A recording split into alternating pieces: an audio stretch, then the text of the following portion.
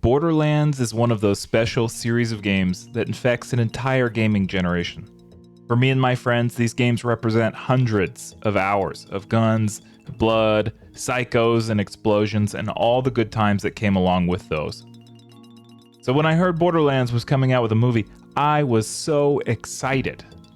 And then I heard about the casting and I was less excited, but I still thought it would be super cool to make some dice based on the iconic art style of the games. Hello, my name is Roland, and today, in honor of my childhood favorite game, and in honor of the movie coming out tomorrow, which will definitely be a smash blockbuster hit and not at all a dramatic flop, let's make some dice. I had a ton of ideas for how I'd like to create this set. So many design opportunities and color combinations that I could use, but the most important factor to me is the iconic cell shading that exists through all of the games. I was most drawn, because of what it meant to me as a child, to the first game's iconic cover. The red and yellow are a perfect combo, and I think it'll be the best way to show off that cell shading design. So to start, I mix platinum 360 resin in a 2-to-1 resin to hardener ratio according to the label instructions. I then stir with a popsicle stick for way too long to make sure everything is good and homogeneous. You want to make sure that you're mixing fully and scraping the sides, otherwise your finished product will have some sticky uncured resin that you don't want in your dice. I knew I'd be creating something on the surface of these dice with like a paint or Sharpie, so I started by creating a set of blanks, which are slightly smaller shapes without numbers. These will then fit into a regular dice mold after. You'll see what I mean in a minute. Here I do this really cool trick where I try and mix 2 cups at once to look cool for the camera, and I end up spilling one all over. And then I shake my bottle of white ink and it explodes everywhere, including into my mold, so I grab another blank mold that I have laying around. I pour the mix of orange and red resin into my blank mold and secure the lid.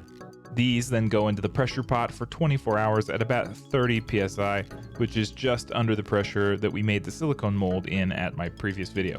If you want to watch that, here it is. 12 hours later, and these blanks are fully cured and solid. I demold them by pulling off the flashing, which is that thin layer of resin between the base and the lid, and pushing the blank from the bottom until it pops out. Next comes the handiwork. I begin by painting a cel-shaded frame on each face of the die.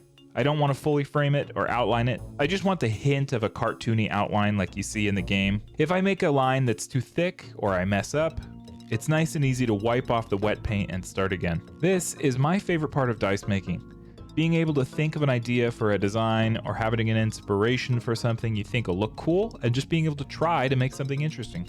Even if it doesn't work out, just try again. This whole process took quite a while though. I'm not the best painter around by any means, and my lines aren't very straight. I think it turned out close enough to how I had it in my head, so I went ahead and continued with these dice. So after that's had time to dry, we pour another batch of resin, which we're going to keep clear this time. This will be the shell for our blank dice that we just painted. We'll start by pouring some clear resin into the full dice mold, about a quarter or maybe 1/2 full. We want to get enough in the mold that there won't be air bubbles trapped between the shell and the bottom of the mold. I also like to take a toothpick and move the blunt end around in the mold to help get any bubbles that are trapped in the spaces and the numbers. 8s on my mold, for whatever reason, are notorious for getting air bubbles trapped in them.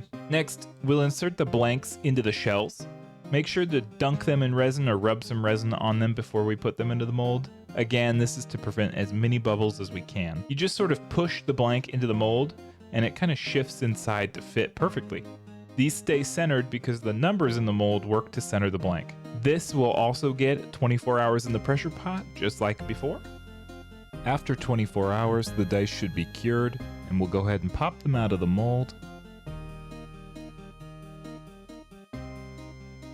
Next, we have to sand, polish, and paint these dice. So we'll do little circles on sandpaper to flatten out the mold lines and get the faces back to looking shiny and new. I typically only sand the faces that would be along the lid side. So for the D20, that's 4 faces.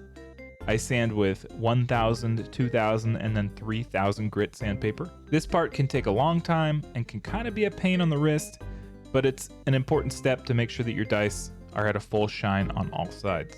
Also note, I don't really do the other sides because my masters were shiny when I made a mold, so the end product they come out looking pretty much as good as the original. We finished this off with a Dremel polish. I use Meguiar's Ultimate Compound. This is like a car polish, but I rub a bit on each face before using my rotary Dremel tool, going in little circles on each face. I do about 3 clockwise and then 3 counterclockwise before moving on to the next face. Finally, these get a bath in the ultrasonic cleaner and a scrub with a toothbrush to get anything left out of the numbers. They'll dry for a little bit and then it's on to paint. I decided to go for a bright yellow to match the classic Borderlands cover art. I still remember going to the local store when it came out and reading that back cover the entire ride home. Painting the numbers is pretty much just a matter of slopping paint into and all around the numbers and then wiping it off with a paper towel or even your finger just to get most of the excess off. You can see that there's still a little on the face after I do this, but because I use acrylic paint, it's going to come off really easily with a damp towel after the face has